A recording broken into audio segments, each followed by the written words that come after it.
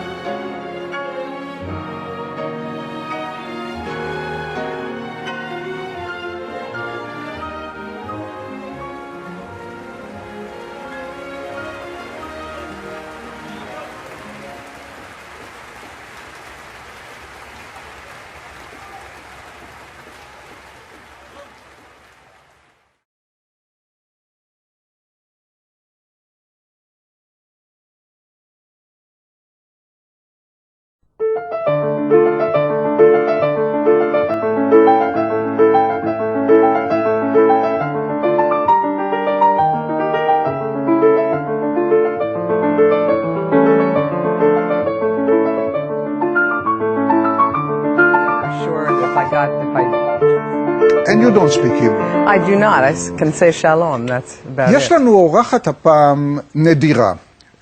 היא בפעם הראשונה באולפן שלנו, אבל עם זאת, אם אנחנו מסתכלים בה טוב, אז היא כל כך מוכרת. ולמה היא כל כך מוכרת? כי היא דומה מאוד לאבא שלה. ואבא שלה הוא הפסנתרן הדגול ארתור רובינשטיין.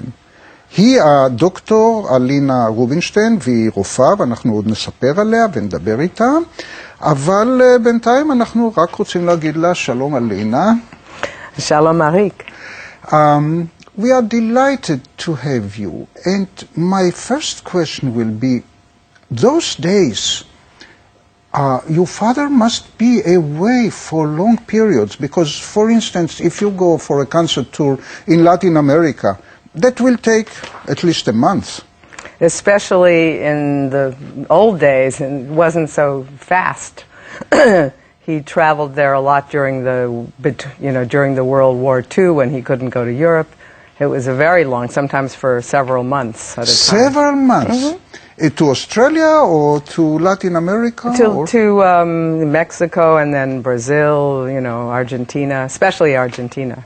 Yeah, you can't fly and buy a return ticket and Not tomorrow so quickly. You are at home.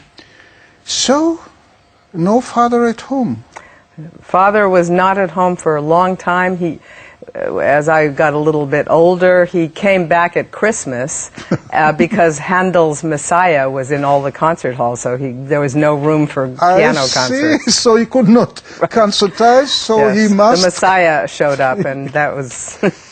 But on the other hand, when he is at home, then he's full-time at home. He must not go to the office at 8 o'clock. No, he slept, he read the newspaper, he read many, many books. He loved the movies.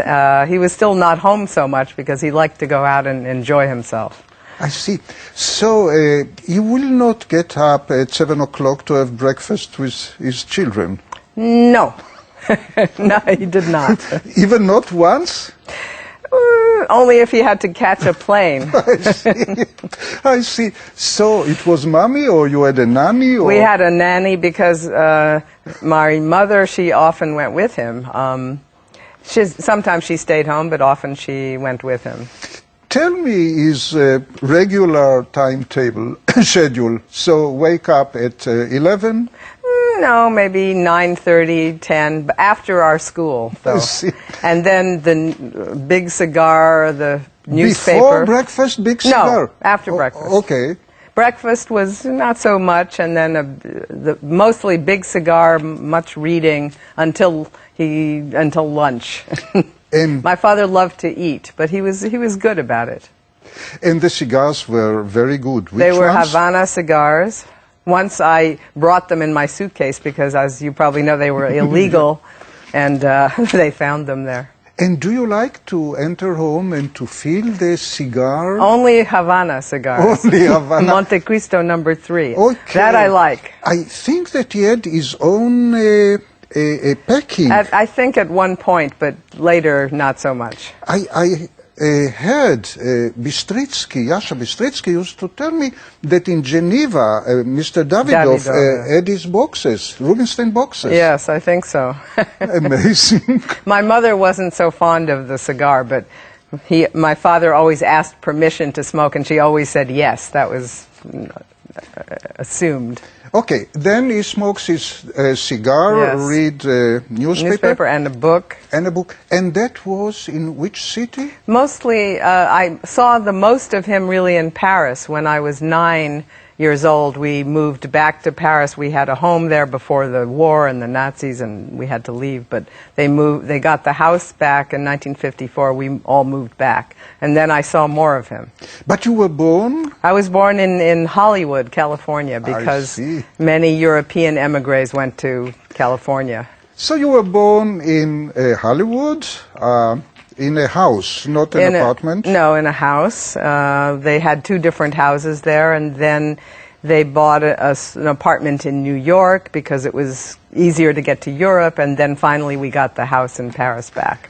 And then you went to school in Paris? I went to school in Paris for a year and a half, and then they decided that we should have an American education, so we came back and lived in the apartment in New York, and then we didn't see him so much. But in the summer, for 4 or 5 months, we were always together.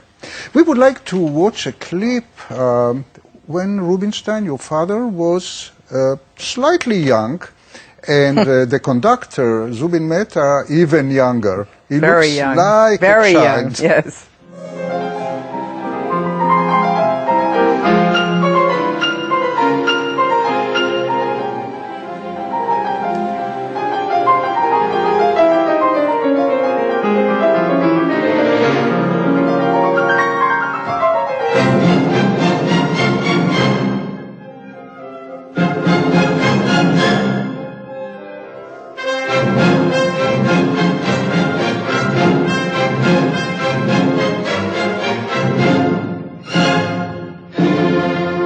Isn't it wonderful, Alina? It's wonderful, and I had such a crush on Zubin in those days. God. I was in love.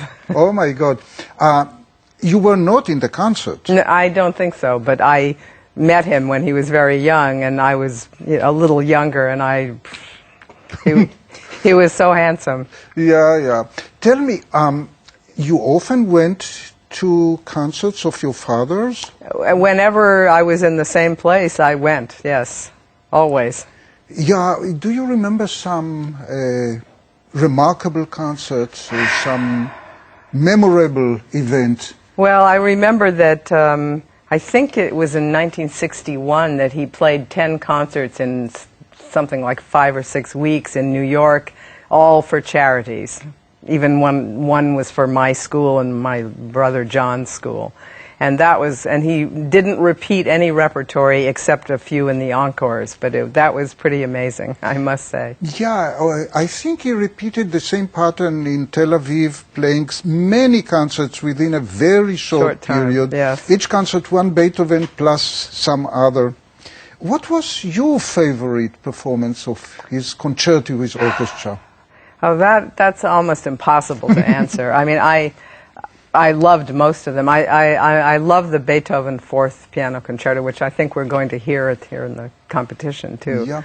But I can't say that I really had a favorite. I remember I remember one Rachmaninoff in the Alhambra in Spain, but that was memorable. Alhambra. Yes, but it was memorable because it was such a beautiful place. I'd never been there before, but most of them were memorable. Sometimes because because he was nervous and I was even more nervous. They were memorable too, but we won't talk about that.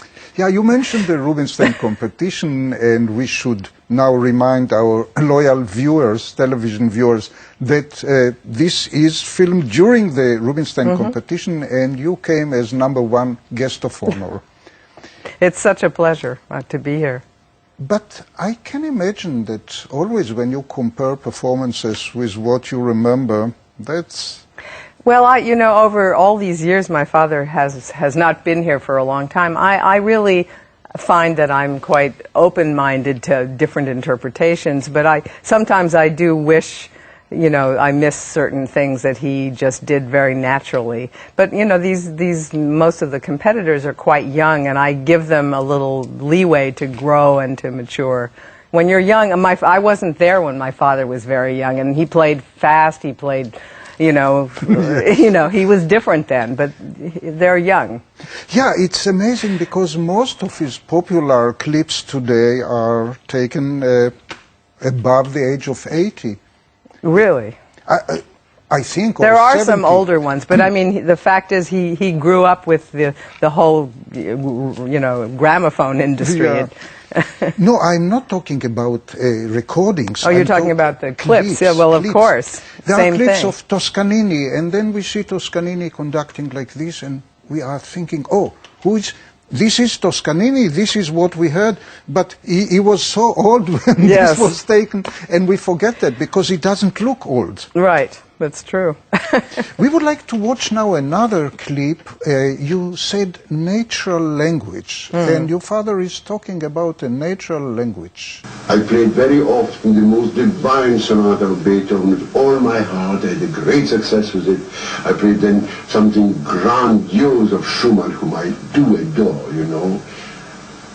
It all sounded very well, the public was very satisfied, but then suddenly one piece of Chopin, and the perfume comes out of the piano, you know. You are suddenly in a magic garden.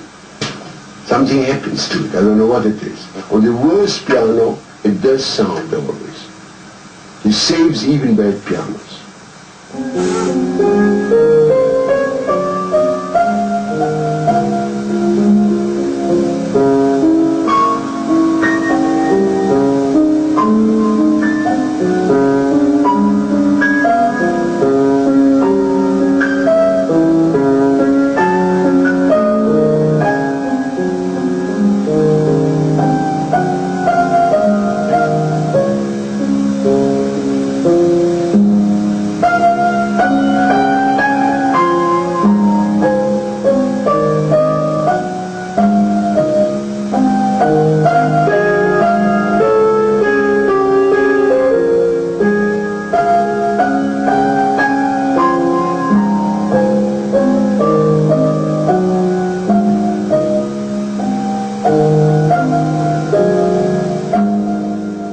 Alina, there is so much to talk and to tell about your father, but I would like you to tell me things that nobody else can tell.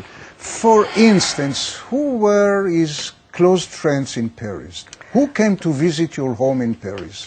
His close friends were writers, a lot of writers, so of course other musicians, artists. His close friends, for instance, next door lived Marcel Pagnol, who was a wonderful French writer, Sure. and Marcel Achard, who was a playwright, they were very close friends.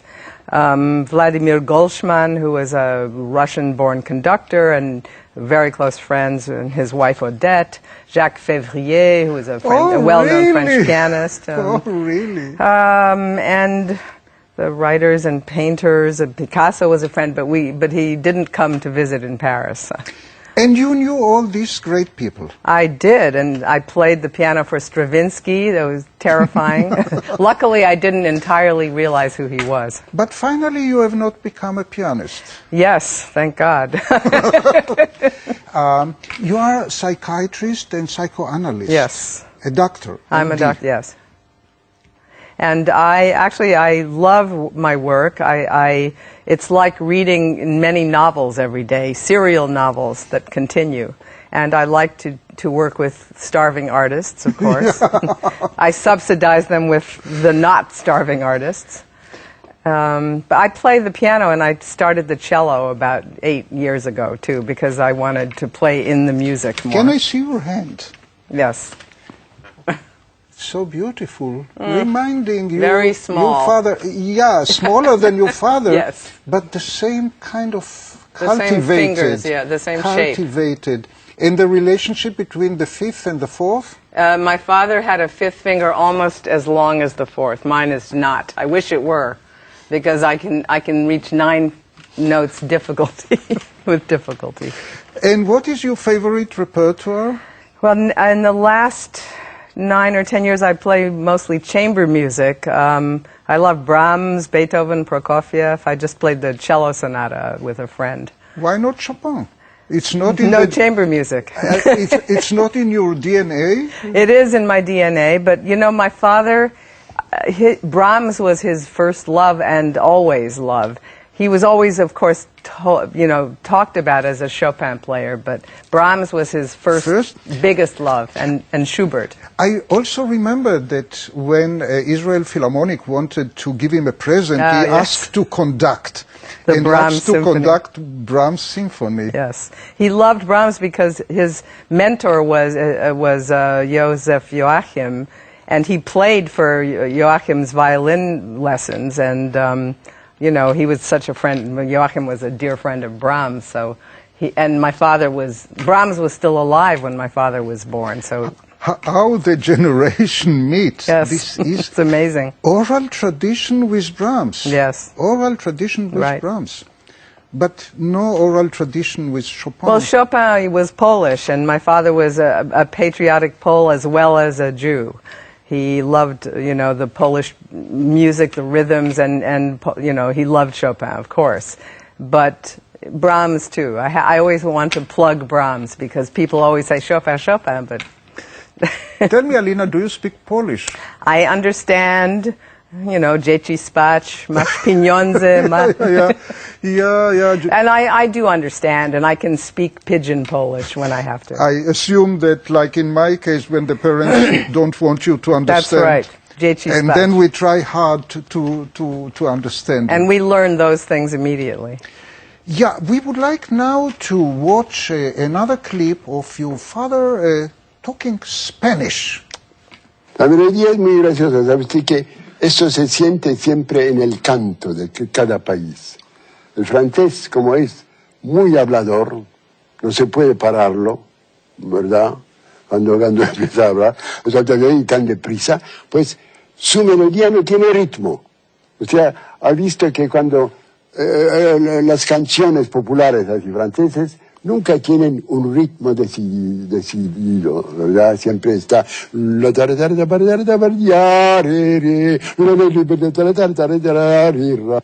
Los ingleses tienen... Es un ritmo decidido porque la lengua les invita a hacerlo, hablan así. Los rusos lo mismo y un poco más ponderoso, ¿eh? Los españoles, vamos, están, como diría, flamenquizados un poco, ¿sabes? Todo eso tiene un poco del flamenco, ¿eh? Alina, how many languages he spoke? He spoke 7. Fluently? Pretty fluently. Most of them very fluently, and, you know, some a little less, but 7. What a cosmopolitan life. He had a good ear for language. Yes. So the languages were Polish, Russian, English, Italian, French, Spanish, German. Oh, yeah, of course. How many is that? Is more than enough. More than enough. He studied in Germany. He studied music in Germany, and he had a tutor who taught him history, probably not math, but he was good in math. History and, you know, so on, so in German. So that was really a very strong language for him.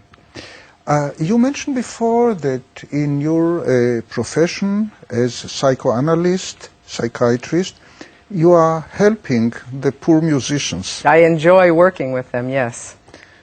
I can understand their difficulties, I think. But your life experience is with a very successful person, so I assume that the problems of the successful people and the unsuccessful are different. But I was also, you know, I had some musical talent myself, and at one point my father wanted me to play a concert in New York, and it was very stressful for me, and I have performance anxiety, so I can really appreciate some of the difficulties that young people have. And you identify yourself with them, not with my father. What did you play in this concert? I didn't play because I was too afraid to play. You know, I was the daughter of a famous pianist, and I was a woman in those days. You know, in the early 60s, not so many women pianists. You know, I didn't want to be categorized, so I said no way. Must not be so easy Not to so be easy. the daughter of No, Rubinstein. not so easy. Exactly.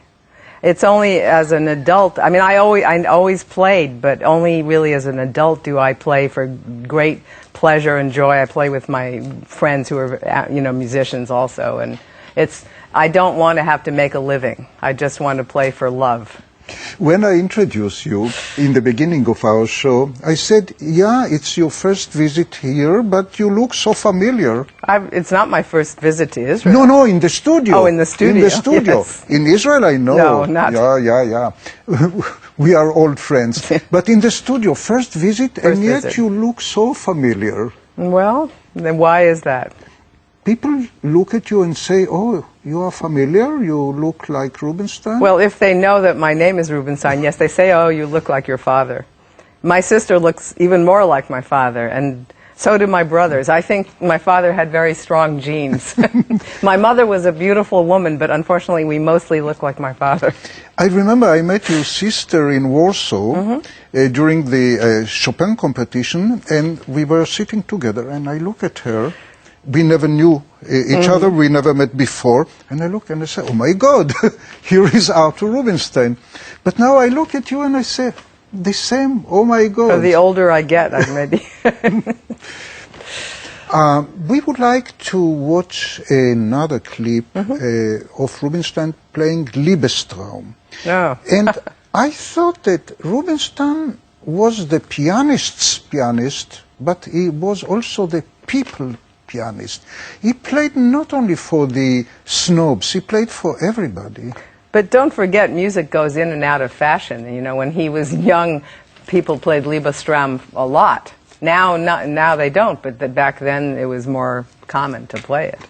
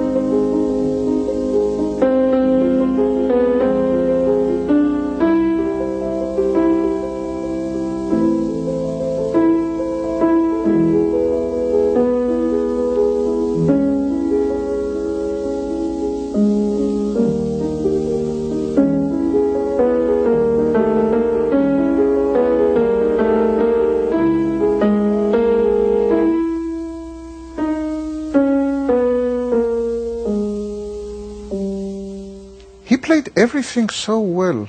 It's so rare. Spanish music, Baroque music, classical. Baroque, not so much. Yeah, Bach Busoni. Well, that's okay, not but exactly Baroque. and Romantic and Russian Romanticism as well as Viennese. And we would like to listen to the last clip, which is Schubert. Schubert by Rubinstein, so pure, so simple.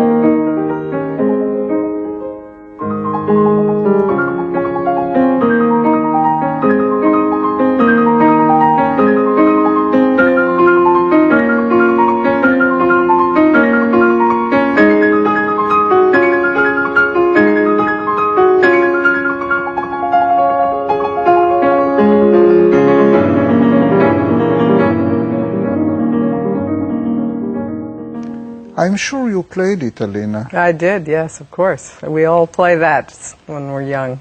And then you watch it and you play it with your hands, No. which resembles so much your father's hand. I love Schubert too, I have to admit.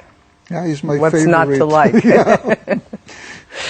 Do you play it the same way as he? I probably play it rather the same way because, you know, I was influenced, of course. I heard him play it and I loved the way he played it. And also the G-flat. He always liked me to play it for him, the G-flat impromptu. This is another question I must ask you next time you are visiting us. What did you play for him? What kind of lessons he gave you at home? He gave us no lessons because he was, as you said, always on the road. We had piano teachers. My younger brother and I both played the piano. The older two children, they gave up quickly, but we stuck with it. We loved it. We played four hands very frequently. It was very good because then we didn't fight. And but he would come back from many months of touring and say, "Play this Beethoven sonata for me." Yeah. And it was terrifying because neither of us learned well to sight read well. We both had perfect pitch, so we faked it. So when he would say, "Oh, go back there," and I would say, "Oh my God." Alina, you must promise me to come again to our studio because there are so many questions left and it's such a joy to be with you. Well, I've enjoyed it myself. Thank you very much. It's wonderful to be here in Israel. תודה רבה.